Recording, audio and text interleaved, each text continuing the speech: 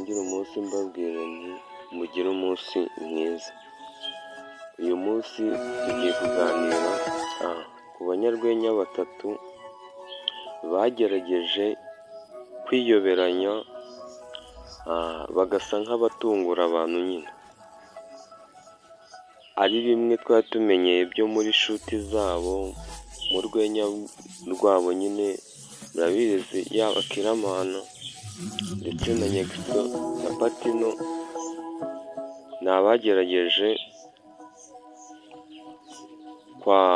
gushutinga nyine muri filime zabo cyangwa se muri komedi,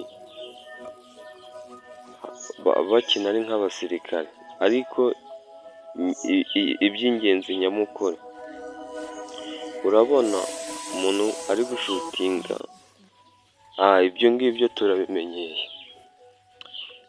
ibyo turabireba nyine ko ari ibyo bashutinze, ariko kuba yafata uno mwenda akaza mu kiganiro awambaye, ibyo ngibyo bihita nibyo bintu noneho ubwabo bo baravuga ati uwa mbere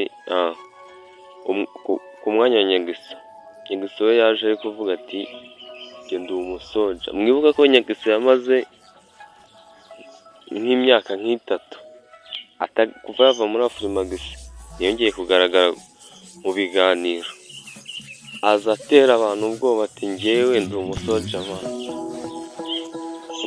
no mu kiganiro. Ibyo bintu rero bihita bitangira, abantu batangira kubyibazaho, ariko ndagira ngo bamenyeshe ko